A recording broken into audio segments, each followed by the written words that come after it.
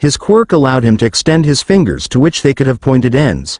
The boy with brown hair had the ability to turn his body into a rock-like structure, and the last one was a new one from when he was in his last year of Aldera. He had a small frame, but that was to deceive you.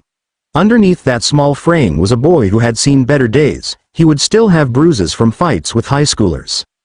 His name was Takahashi Komuro, and his quirk allowed him to mind control anyone who looked into his eyes. Surprisingly, Izuku was the only one who could ever look him in the eyes, and nothing ever happened, probably his devil heritage protecting him from something like that. As the trio looked over at Elizabetta, they sneered at her before a perverted look came over them as they walked to her and Izuku blocked her from them. "Hey, what are you doing, Deku? You brought us this bitch for us to fuck. Is this Valentine's Day?" one of the bullies called out, as Izuku literally growled at them. "If you want to beat me up, I am okay with that, but you are not touching her." Izuku growled, as he subtly used his magic to create some vines around his bullies.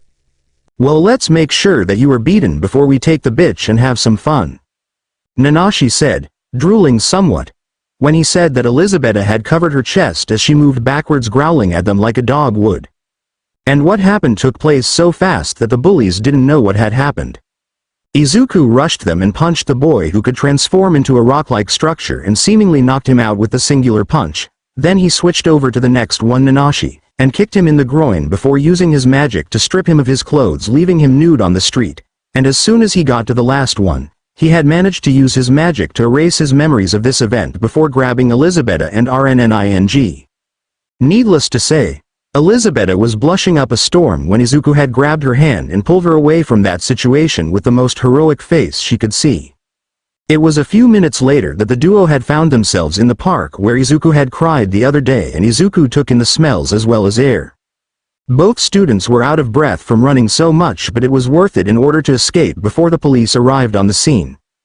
Izuku was about to have both himself and Elizabetta sit down on the park bench when he heard a familiar popping as well as smelled the familiar smell of burnt sugar. Pushing the girl out of the way, he took the brunt of the explosion as he turned around to find Bakugo glaring at him with all the anger he could muster up. "I had been looking all over for you, Deku, and I find you out on a date with this dog bitch. What are you, a furry now, Deku?" Bakugo growled out. Izuku did take notice that the young man was not alone this time. He had a boy who was wearing a UA uniform who had red hair that was spiked up, and another boy with blonde hair with a black lightning bolt in it. They were looking at one another as well as Izuku with confused faces. Seems like they didn't know what was going on. "Bakugo, I thought I asked you to leave me alone. All I want is to live my life in peace, and I can't do that with you harassing me. What do you want from me?" Izuku yelled at Bakugo as the boy glared at Izuku. "I'm bringing you back to your real home. Back in Musutafu, where you and Auntie can be a family again." Bakugo growled as he tried to grab Izuku. "I am not going back there. Living in the same home as the woman who kidnapped me as a baby. I am not living in a house that is harbored by a neglectful woman." Izuku yelled as he actually got so angry at Bakugo that he punched the boy in the face so hard that the young man spat out a tooth and landed on the ground near the other two boys. The other two looked at Izuku and Bakugo and could see the clearly bad blood between the two as they grabbed Bakugo and kept him back from Izuku. Elizabetta had turned back to look at Izuku to see that his upper chest was revealed now since his shirt was exploded away from his body. And she froze upon what she saw on his upper torso. Scars had been seen all over his upper chest in the forms of burn marks, especially one in the shape of a hand. Bakugo had gotten up from where he was sitting on the ground looking at his tooth on the ground, and as he looked over at Izuku he glared hard at him before taking notice of something on the boy's missing shirt. "Where the fuck did you get those scars?" Bakugo asked, confused. "They're all from you, Bakugo. 10 long years of bullying, all because I'm quirkless. 10 long years, 10 years of torment, of pain, of mental anguish. All because you couldn't stand me not having a quirk and seemingly treating you as if you were beneath me, all because I had wanted to help you out of a goddamn creek." Izuku yelled as when he said God's name in vain, he gained a small headache. Bakugo and the other two boys were staring at Izuku in shock, but Bakugo gained an angered expression as he growled at him. "So what are you going to tell the police about what I did?" "It's in the past," Bakugo growled as Izuku stepped away from him. "If you do not leave me alone,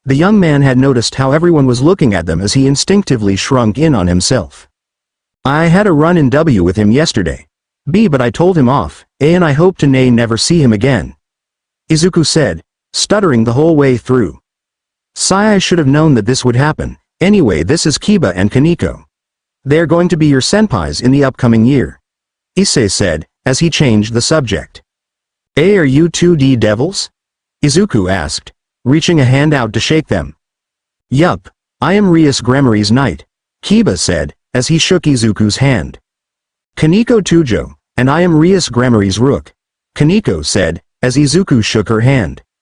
Elisabetta had moved forwards as she put out her hand and introduced herself to the two of them as she informed them that she was part of the werewolf race and that her dog mutations were from her mother. As Kaneko seemingly bristled at the thought of Izuku holding a werewolf in his peerage, Issei seemed happy with the young man. Who else is in your peerage? I heard from Mom that you had another rook used 2 days ago when you went into Musutafu. Issei asked, as Izuku blushed crimson once again, making him look like a distant cousin to the tomato. MMMMI Miru Miruko. Izuku stuttered horribly. You have Mirko in your peerage. Issei called out whisper shouting. Why yeah, she nearly died protecting me from a villain who was attacking. I had to use a Aro rook in order to keep her alive. Izuku said, as Issei ruffled his hair again. You just don't disappoint. Well, no matter. I hope you certainly increase your ability to get more peerage mates. Much less a small little harem for yourself. Anyway, I gotta go. Got some business with my friends in the Orc. See you after school. Issei called out, as Izuku and Elisabetta walked amongst the crowd exploring the school. As it turned out, most everyone was kind to him after learning that he was completely quirkless and were asking if he needed help here and there, which definitely made him blush more than a few times. Some girls were even willing to teach him kendo in order to have him learn how to defend himself from those who would wish to do harm to him as well as his little friend.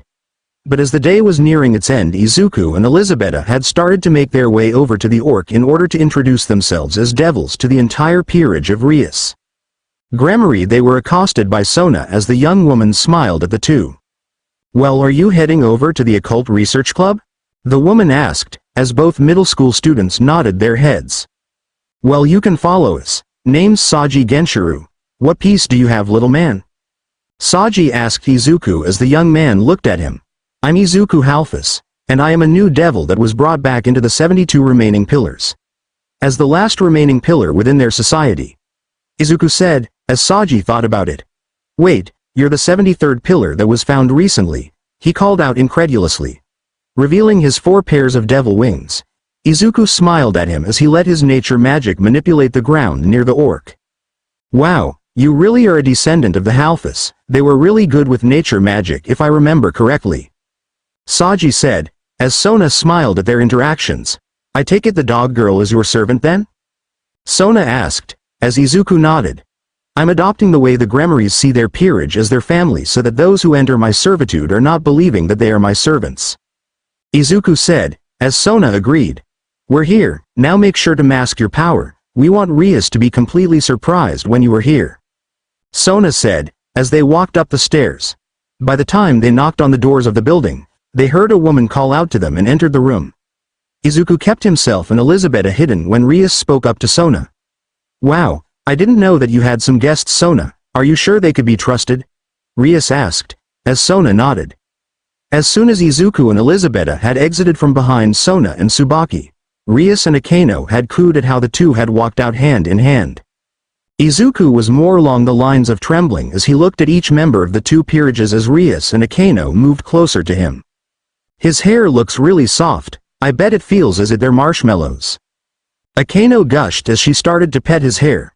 After the next few minutes of Rias and Akeno playing with the boy's hair and unintentionally giving the boy a view of their massive jugs, they moved back and explained that they were going to be giving Issei and Asia their familiars from the familiar forest.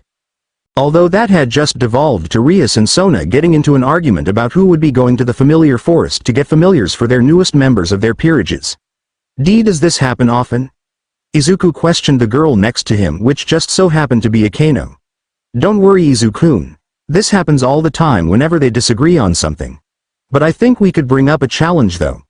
Akeno said, as Rias and Sona looked over at her.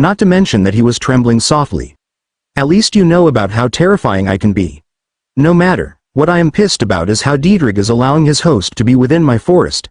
I cannot allow him to stay here any longer than he should. I don't want anything to do with that bastard Diedrich, Tiamat said, as she growled lowly.